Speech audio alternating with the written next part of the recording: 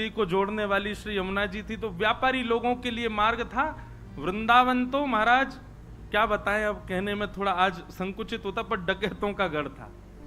वहां पे सब लूट मार करने वाले बैठे रहते, और जब कभी भी जहाज यमुना जी में होके निकलते तो विशेष रूप से नरवाहन, इसकी पूरी गैंग थी, बड़े महाराज खूब सारे लोग थे, आते जाते जहाजों को अर्धरात्रि में कैसे भी करके और पकड़ लेता और उनसे कर वसूलता। कर तो लेता ही, ऊपर से कुछ ना कुछ लूट मार भी कर लेता। इसलिए सब लोग डरते थे यमुना जी के मार्ग से, दिन दिन में ही निकल जाओ, कहीं रात हो गई तो नरवाहन पकड़ लेगा, ऐसा नरवाहन। तो जब श्री महाप्रभु जी राधा वल्लभ लाल जी को लेकर के वृंदावन में आए, तो वर्णन आता है कि आत्मदेव ब्राह्मण जिसकी 2 कन्या थी, उसने खूब धन संपत्ति देकर के भेजा। साज सज्जे, ऐसे सुंदर सुंदर श्रृंगार, ऐसे सुंदर सुंदर सोने चांदी मणि आदि के मुकुट। और फिर ऐसा भी भाव है, जो महाप्रभु जी की प्रथम पत्नी थी रुक्मणी बाई, जिनसे पहले ब्याह हुआ था, रुक्मणी बाई जी और महाप्रभु जी के बड़े प्रथम पुत्र श्री वनचंद्र जी, आप दोनों भी नवरंगी लाल जी की सेवा छोटे बालक को देकर के, गोपीनाथ जी को देकर के, आप भी देवबंद से वृंदावन आ गए थे। महाप्रभु जी ने ही कहा होगा कि भाई अब यहां सेवा का विस्तार है, आप लोग भी आ जाओ। तो वे भी जब आई तो खूब सारा धन संपन्न लेकर के आई अपने साथ में, धन संपदा। तो वृंदावन के आसपास के गांव में जो ब्रजवासी रहते थे, सब आते थे, अरे भैया नयो नयो लाला आयो, नयो नयो ठाकुर जी आयो हमारे वृंदावन में, सब दर्शन करने आते। कैसा समय रहा होगा ना वो। हमने तो अपने बाल्यकाल का भी वृंदावन देखा, तब भी बहुत सुंदर, अभी भी सुंदर है वृंदावन, तो पर अब आधुनिक थोड़ा कर दिया लोगों ने। वृंदावन का अद्भुत आनंद था। तो सब लोग आते दर्शन करने। कुछ ब्रजवासियों के चित्त में चिंता प्रकट हुई और उन्होंने महाप्रभु जी से कहा, भगवान बड़ा सौभाग्य है कि आप वृंदावन में ठाकुर जी को लेके पधारे हो, पर भगवान यहां एक नरवाहन नाम का डाकू रहता है। आपके ठाकुर जी इतने साज सज्जे में विराजते हैं, इतनी संपत्ति और इतने सोने चांदी सब आप लेकर के आए हो, हमें तो भय लगता है कि कोई घर तो है नहीं, कुटिया तो है नहीं, मंदिर तो है नहीं, आप ऐसे ही कुंज निकुंजों में ही रहते हो, और इतनी सारी संपत्ति आपके साथ में आई है, इतने सोने चांदी हीरे जवाहरात सब आए हैं, कहीं अगर उसने आकर के डकैती डाल दी तो बड़ी दिक्कत हो जाएगी। महाप्रभु जी बोले, तो क्या करें, क्या चाहते हैं आप लोग? और हमारा भाव यह है कि एक बार आप उससे मिल लीजिए, नरवाहन से मिल लीजिए, और वहां जाकर के थोड़ा बहुत कुछ दे दीजिएगा उसको, उससे थोड़ी मैत्री जैसी, थोड़ा प्रेम भाव हो जाएगा, तो वो कम से कम ठाकुर जी की सामग्रियों को स्पर्श ना करे। अच्छा एक बात सुनिए, आज एक भैया हमसे शिकायत करके गए सुबह, हमसे एक बात बोल के गए कि महाराज जी भागवत की कथा हो, राम कथा हो,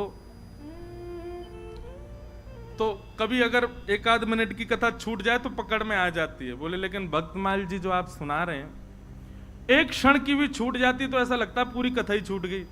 मैंने की तो क्यों छोड़ते हो? बोले मैं नहीं छोड़ता, अगल वाले पीछे वाले ये फोन चलाते हैं, बात करते हैं, इससे हमारी कथा छूट जाती है। आप कथा में सबको कह दो कि सब लोग अपना फोन बंद रखें, आसपास में बात नहीं करें। मैंने आज कह देंगे, ब्याह नहीं होगा अगले जन्म में, देख लेना, फिर मत करो भैया। बहुत बहुत अंतरंग बड़े सुंदर सुंदर भाव हैं, ऐसे ऐसे भाव जो अनेक ग्रंथों में पढ़ने के बाद भी नहीं मिले आपको, ये सब सुनो भाव से। कैसे हमारा वृंदावन सुसज्जित हुआ, सुनो। आज जिनके दर्शन हम क्षण भर में कर लेते हैं, कितनी श्रम करके आचार्यों ने वृंदावन में उनको विराजमान किया। तो महाप्रभु जी तो अष्टयाम में इतने व्यस्त रहते थे, हम लोग विचार करते हैं 2 समय के भोजन ठाकुर जी को पधराना, उसके लिए भी कितनी योजना बनाते हैं।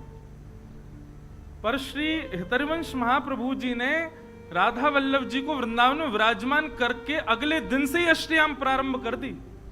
8 याम सेवा चलती राधा वल्लभ जी की। ये भी विचार नहीं कि मंदिर नहीं है, व्यवस्था नहीं है, रसोई नहीं है, खुले में ही सब व्यवस्थित करके अष्टयाम सेवा हो ठाकुर जी की। ब्रजवासी सब संत भी आ गए, सबने कहा कि बोले नहीं ये निर्णय उचित है, आप नरवाहन से एक बार मिल लीजिए।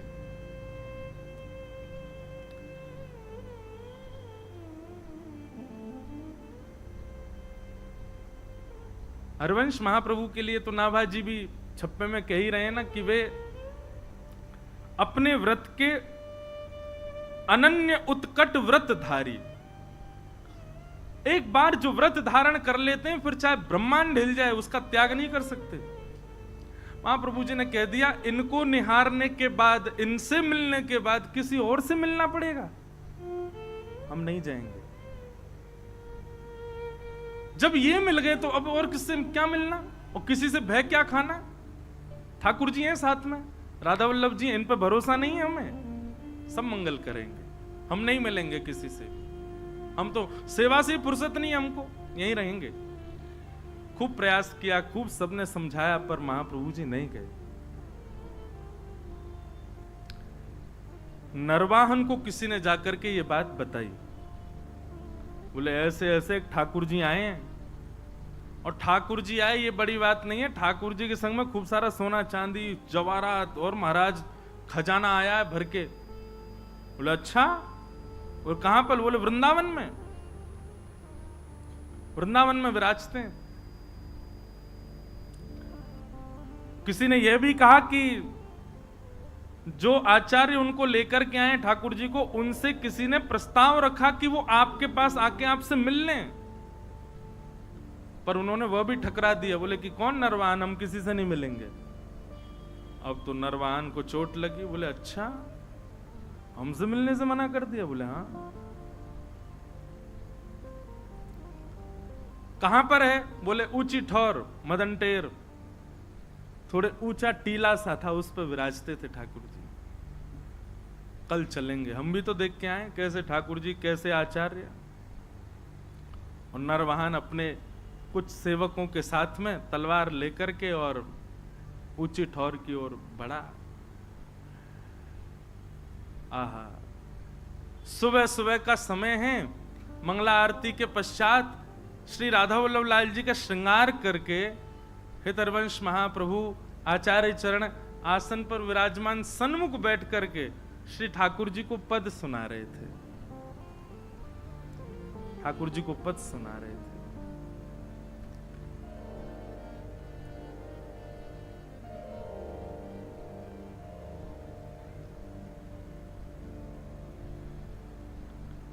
बनी श्री राधा मोहन की जोड़ी, बनी श्री राधा मोहन की जोड़ी, बनी श्री राधा मोहन की जोड़ी, बनी श्री राधा मोहन की जोड़ी। बहुत ध्यान से सब लोग बड़े भाव से मेरे साथ गाओ, चिंतन करो श्री राधा वल्लभ लाल जी का। हरवंश महाप्रभु गा रहे हैं, राधा मोहन की जोरी बनी श्री राधा मोहन की जोरी बनी श्री राधा मोहन की जोड़ी बनी श्री राधा मोहन की जोड़ी बनी श्री राधा मोहन की जोड़ी बनी श्री राधा मोहन की जोड़ी बनी श्री राधा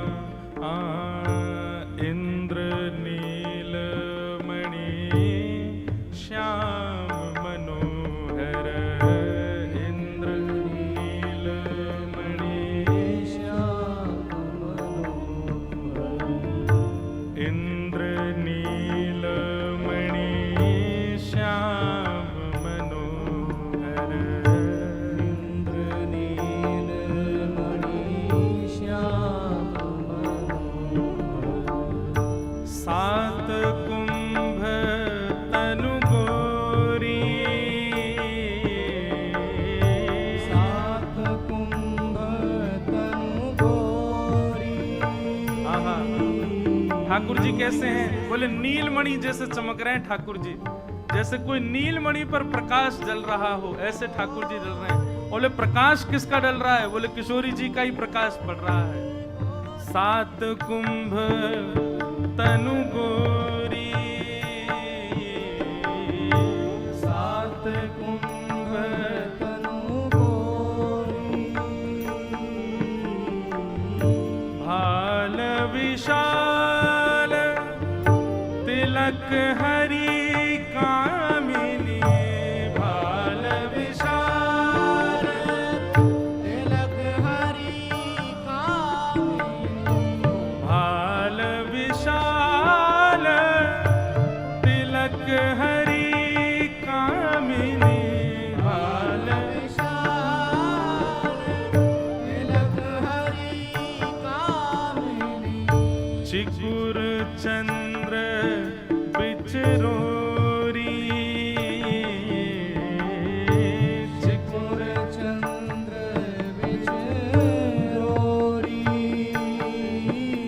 हाँ बनी राधा के जोरी, बनी श्री राधा के जोरी, बनी श्री राधा मोहन के जो,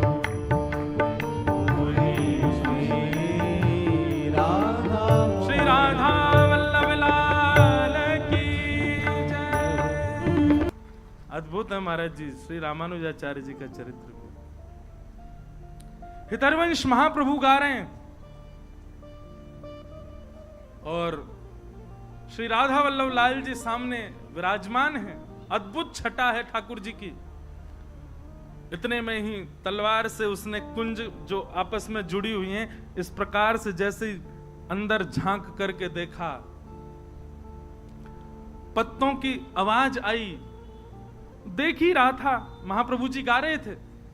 नरवाहन ने जैसे ही तलवार से लता गुल्मों को दूर किया और भीतर झांकने लगा, तो पत्तों की आवाज से महाप्रभु जी ने गाते गाते बस इस प्रकार से पीछे देखा। जैसे कई बार आपने अनुभव किया, कोई पीछे आ जाए, आप पूरे नहीं मुड़ के केवल इतने ही मुड़ते हो, इतने ही मुड़े और आंखों को घुमाते हो देखने के लिए कौन है पीछे।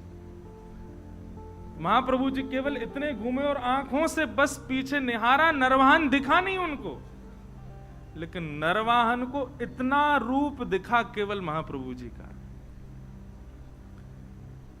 हरिवंश महाप्रभु का इतना मुख देखते ही उसके तो हाथ कंपायमान होने लगे, उसके तो नेत्रों से अश्रुधार गिरने लगे। ना जाने क्यों अपने अवगुण सब अवगुण जैसे दिखने लगे। मनी मन भीतर ही भीतर उसके ना जाने कितनी ग्लानि उत्पन्न होने लगी। वो मानो ये विचार करने लगा, जिस वृंदावन में इतने दिन से मैं ऐसे अनीत कृत्य कर रहा हूं, उस वृंदावन का वास्तविक दर्शन तो आज मुझे हुआ है। जिस वृंदावन को पाकर के भी मैंने उस वृंदावन की योग्यता को नहीं समझा, वो वृंदावन तो ये है। नीचे आचार्य का आधा मुख और पीछे ठाकुर जी का संपूर्ण अंग, इन दोनों का एक साथ दर्शन नरवाहन को हुआ। और केवल दर्शन मात्र से हाथ कांपने लगे, पैर कांपने लगे, स्थिति ऐसी हो गई रुक ही नहीं पा रहा था वहां। दौड़ा नीचे, पीछे सब उसके जो सेवक गए थे साथ में वो भी दौड़े। क्या हुआ क्या हुआ, अब तो स्थिति बस कुछ समझ ही नहीं आ रहा है क्या स्थिति है। बंधुओं, आपने कभी सत्संग नहीं सुना, या आपके किसी परिचित के साथ ऐसा हो कि उसने कभी सत्संग नहीं सुना, कभी वृंदावन नहीं गया, कभी गोविंद देव जी नहीं गया, कभी महाप्रसाद नहीं पाया, कभी भी किसी भी प्रकार की भक्त स्थिति में वो नहीं रहा, और अचानक से किसी की वाणी सुन करके, किसी का दर्शन करके, किसी की उपस्थिति से उसके अंदर परिवर्तन हो जाए, तो यही समझना चाहिए कि श्री किशोरी जी ने उसको स्वीकार किया है। क्योंकि उसकी योग्यता तो थी नहीं, उसके लक्षण तो थे ही नहीं, उसके गुण तो थे ही नहीं उस योग्य बनने के, फिर कैसे वो भक्त हो गया? ठाकुर जी ने चुना। नरवाहन ने भले ही वृंदावन से डकैती करी हो, पर करी तो वृंदावन में।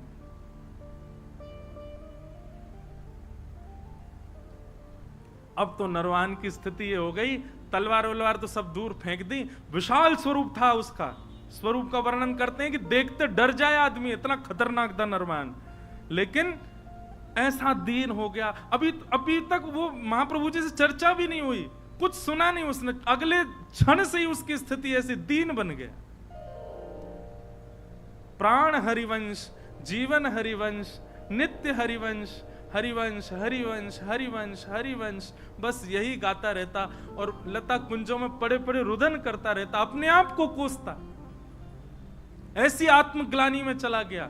और केवल प्राण हरिवंश, जीवन हरिवंश, नित्य हरिवंश, बस हरिवंश हरिवंश हरिवंश, इसी भाव में ही रहता। आसपास के सब सेवक बेचारे तलवार लिए खड़े रहते, उसको देखते, देखा तो हमने भी, हम पे तो कुछ नहीं हुआ, इसको क्या हो गया। सरदार सरदार उनको बोलो हरिवंश, गाओ हरिवंश, कहो हरिवंश, नाचो हरिवंश। बोले हरिवंश रोटी खिला जाएंगे? अरे अपना काम धंधा कैसे करना है अब? बोले सब हरिवंश, नित्य हरिवंश, बस हरिवंश हरिवंश हरिवंश, यही गाता रहता। जय जय राधा वल्लभ हित हरिवंश, श्री हरिवंश।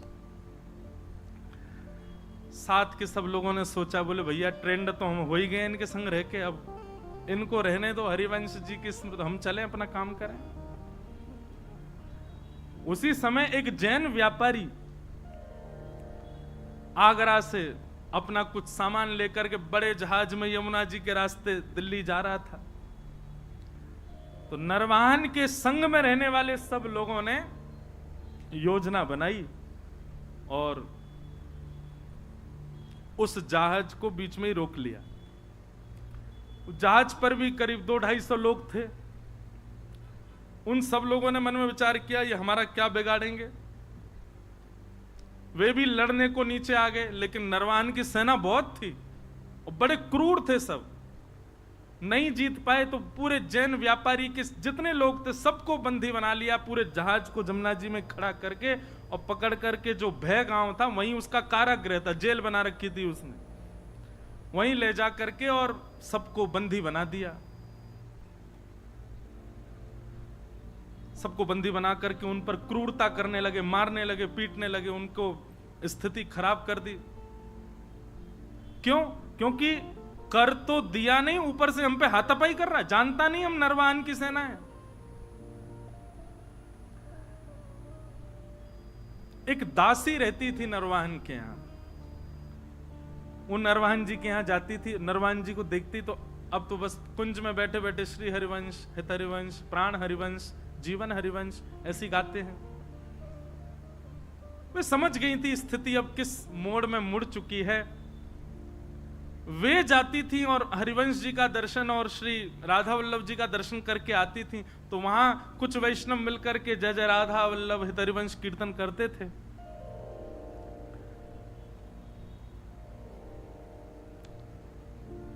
भय गांव में जिस कारागृह में सबको बंदी बनाया हुआ था, दासी वहां गई और वहां जाकर के देखा वो जैन व्यापारी बेचारा रो रहा था, मेरे छोटे छोटे बच्चे हैं, मेरा परिवार है, मैं तुमको कर दे दिया, सब ले लो, मेरा जहाज भी अपने पास रख लो, मुझे मुक्त कर दो। लेकिन वे लोग तो इतने क्रूर, तूने हम पे हमला किया क्यों? इसी बात से उसको मार रहे थे। रात्रि का समय हुआ, सब सो गए, तो वो दासी उस जैन व्यापारी के पास गई और उससे बोली, सुनो, अर्धरात्रि का समय है, मैं जैसे ही चली जाऊं यहां से, उसके बाद जोर जोर से जय जय राधा वल्लभ हित हरिवंश, जय जय राधा वल्लभ श्री हरिवंश, जय जय राधा वल्लभ श्री, इसका उद्घोष करना और सब मिलकर के एक साथ करना। और सुनो, कोई आकर के तुमसे पूछे ये क्या गा रहे हो, किसका नाम बोल रहे हो, तो कह देना हमारे इष्ट राधा वल्लभ हैं और हमारे गुरु हरिवंश जी हैं। और ध्यान रहे, जितनी ताकत तुम्हारे पास है उतनी ताकत से गाना। उसकी योजना ये थी कि आवाज नरवाहन को सुनाई दे। कारागृह में बंदी बने हुए जो सब व्यापारी थे, उस दासी के जाति सब चिल्लाने लगे, जय जय राधा वल्लभ हित हरिवंश, जय जय राधा वल्लभ श्री हरिवंश, जय जय राधा वल्लभ हित हरिवंश। आहा, ये स्वर सुनते ही मानो नरवाहन की स्थिति तो ऐसी हो गई कि जैसे प्यासे को जल पिला दिया हो, भूखे को पानी पिला दिया हो, जिसको नींद आ रही है उसको बिस्तर दे दिया हो, जिसको अत्यंत सुख की कामना हो, जिस सुख की कामना हो वो सुख दे दिया हो। नरवाहन तो आनंदित हो गए, आनंदित होकर के उठ करके ढूंढने लगे कहां से आ रहा है स्वर। सुनते सुनते जैसे पहुंचो अपने कारागृह में पहुंच गए। कारागृह के भीतर जाकर के देखा तो सब बंदी बने हुए हैं, वही गा रहे हैं जय जय राधा वल्लभ हित हरिवंश, जय जय राधा वल्लभ श्री हरिवंश। नरवाहन ने जाकर अरे भैया सुनो, कौन हो तुम लोग और ये क्या गा रहे हो? बोले महाराज ये राधा वल्लभ जी जो हैं ये हमारे इष्ट हैं और ये हरिवंश जी जो हैं ये हमारे गुरु हैं। जैसे ही सुना कि हित हरिवंश इनके गुरु हैं, नरवाहन की तो स्थिति हाथ पांव कांपने लगे। जिन गुरुदेव की मैं आज एक झलक देख करके मेरी स्थिति हो गई, ये उनके साक्षात शिष्य हैं, मेरे गुरु भाई हैं और ये मेरे यहां कारागृह में बंदी। तुरंत बुलाया, बोले खोलो अभी, चरण पढ़ो, इनके चरणों में दंडवत प्रणाम करो। अपने सारे जो भी उसके सहपाठी सबको बोला इनके चरणों में प्रणाम करो। सबने दंडवत प्रणाम किया। नरवाहन तो महाराज लेट करके उनके चरणों को अंक में भर के रुदन करने लगे। बोले भगवान आप मेरे गुरु भाई हैं, मेरे लोगों ने आपको प्रताड़ित किया, उसके लिए मुझे क्षमा कर दो। मुझे बस ऐसी प्रार्थना है कि श्री राधा वल्लभ लाल जी, श्री गुरुदेव भगवान मुझे स्वीकार कर लें, बस और मुझे कुछ नहीं चाहिए, आप कृपा करो भगवान। और ऐसा कहते हुए उन व्यापारियों को छोड़ दिया। जैन व्यापारी मन में विचार करने लगा तो कौन है ये राधा वल्लभ, कौन है हित हरिवंश? जानता ही नहीं है, वो मुक्त हो गए उनके नाम से। भाई जिनकी वजह से जीवन मिला, एक बार देख तो चले उनको। पूछते पूछते पहुंच गए ऊंची ठौर, श्री राधा वल्लभ लाल जी का दर्शन किया। पूछने लगे, बोले भगवान वो हरिवंश जी कहाँ हैं? बोले वो वहां बैठे कुंज में। गए, जाकर के प्रणाम किया, सब अपनी बात बताई। मैं तो एक व्यापारी था महाराज, यहां से निकल रहा था, लूट लिया लोगों ने। दासी ने रात में आकर के मुझे बताया ऐसा ऐसा गाओ, और पूछे तो कह देना इष्ट राधा वल्लभ गुरु हरिवंश। हमने तो बता दिया। एक तगड़ा सा आदमी, बड़ा विशाल विकराल उसका स्वरूप, महाराज दिल्ली तक लोग कांपते हैं उसके नाम से। हरिवंश महाप्रभु बोले क्या नाम है उसका? बोले नरवाहन। बोले अच्छा नरवाहन, नाम तो जानते थे महाप्रभु जी भी। बोले बड़ा डकैत है। बोले महाराज उसने जैसे ही आपका नाम सुना नतमस्तक हो गया, राधा वल्लभ जी का नाम सुना रुदन करने लगा, चरणों में गिर करके खूब उसने प्रार्थना करी। बस यही कह रहा था कि गुरुदेव भगवान स्वीकार कर लें, राधा वल्लभ जी स्वीकार कर लें। जैसे ये भावना उसकी सुनी महाप्रभु जी ने देखा तो राधा वल्लभ जी की ओर जैसे ही देखा तो राधा वल्लभ जी खड़े तो सीधे थे, देख यहीं रहे थे, बातों को ही सुन रहे थे। और जैसे ही महाप्रभु जी ने देखा उन्होंने तुरंत अपनी नजर सीधी कर ली। महाप्रभु जी समझ गए, ओहो इनको कृपा करनी है। वाह जय जय, बड़ी कृपा आपकी है। एक डकैत को ऐसी दृष्टि डाली कि वो पूरा बदल गया, सब उसकी स्वीकार। ठीक है, महाप्रभु जी ने भी भाव बनाया, आएगा तो अब उसको दीक्षा दे देंगे हम।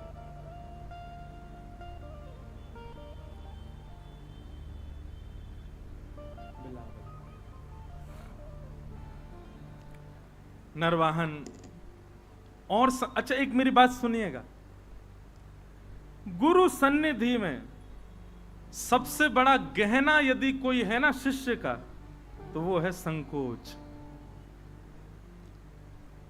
गुरु सन्मुख जाने में, गुरु दर्शन करने में, गुरु से कुछ कहने में, गुरु के आगे कुछ बोलने में यदि आपको संकोच नहीं होता है ना, क्षमा करें आपके शिष्यत्व में कहीं कमी है अभी।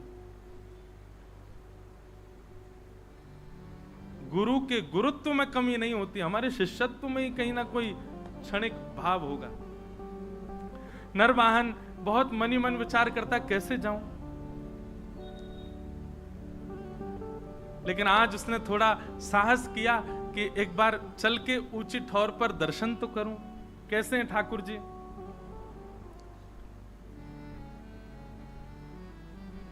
पहुंच गया। जैसे ही गया महाराज, लता कुंजों के बीच में श्री राधा वल्लभ जी का दर्शन किया। राधा वल्लभ जी का दर्शन करके आनंद निमग्न नेत्रों से अविरल अश्रुधार गिरने लगी, आनंदित हो गया।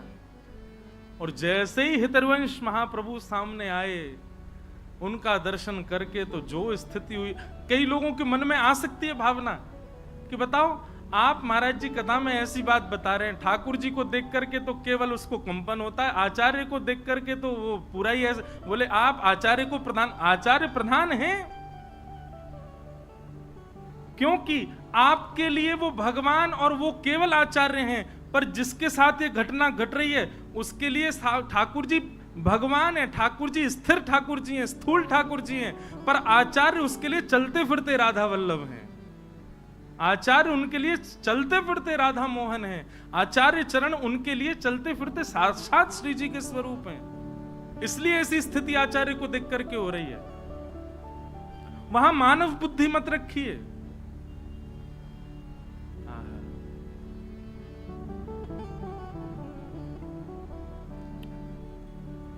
हरिवंश महाप्रभु आए, नरवाहन को देखा, देखते ही अपने हृदय से लगा लिया, हृदय से लगाया, हृदय से लगा करके और फिर राधा वल्लभ जी का दर्शन कराया। निहारो इनको, भाव से निहारो। क्या अनुभव हो रहा है नरवाहन? बोले बहुत सुखद अनुभव। बोले ही नहीं पा रहा नरवाहन। राधा वल्लभ जी के सन्मुख विराजमान करके नरवाहन को गुरु मंत्र प्रदान किया, निज मंत्र प्रदान करके उसको दीक्षा प्रदान कर दी। और महाराज जी श्री हित चतुरासी जी में महाप्रभु जी के जितने पद हैं, उन पदों में 2 पद 11 और 12 संख्या का पद, ये 2 पद महाप्रभु जी ने नरवाहन की छाप से गाए हैं।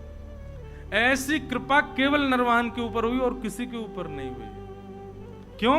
बोले महाप्रभु जी ने दीक्षा देकर के उसको, मतलब इतने कम समय में, इतने कम स्थिति में और बिना किसी साधना, बिना किसी योग्यता के किसी पर अगर कृपा यदि हुई है तो नरवाहन के ऊपर हुई है। दीक्षा देते ही ठाकुर जी ने, श्री हितरवंश महाप्रभु जी ने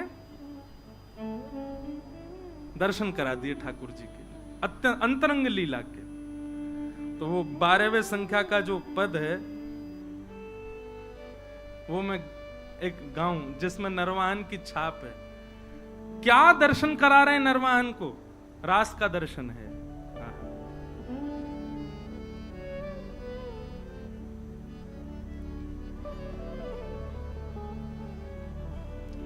चलहि राधिके सुजान, तेरे हित सुख निधान। चलहि राधिके निधान, तेरे हित सुख निधान। रास रचो श्याम तट, कलिंद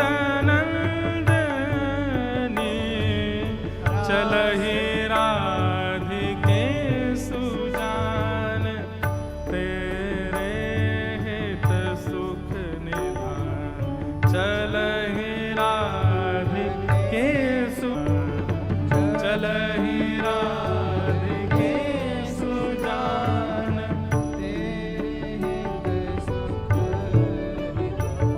हे चलहि राधिके सुजान, तेरे हित सुख निधान। चलहि राधिके सुजान, तेरे हित सुख निधान। रास का दर्शन करा दिया नरवाहन को। कहां एक अत्यंत मलिन व्यक्ति, हमारी श्रीमद् भागवत जी में महात्म में ही कह रहे हैं, प्रयच्छति गुरु प्रीतो वैकुंठम योग दुर्लभम। सबसे बड़ी साधना क्या है? सबसे बड़ा जप क्या है? सबसे बड़ा यज्ञ क्या है? सबसे बड़ा व्रत क्या है? हमारे गुरु बस हमारी निष्ठा से प्रसन्न हो जाएं। गुरु यदि प्रसन्न हो गए, राधा माधव को गोदी में बैठा देंगे। भले ही स्वयं गुरु को दर्शन नहीं, वो आपको करा देंगे। ये गुरु में सामर्थ्य है। बस आज से जितने भी परंपरागत यहां बैठे हैं, जिन जिन के पास परंपरा से दीक्षा है, महाराज जी मैं फंस जाता हूं यहां पे, क्योंकि मैं दीक्षा देता नहीं और कई लोग यहीं आस लगाए बैठे जे कब देंगे।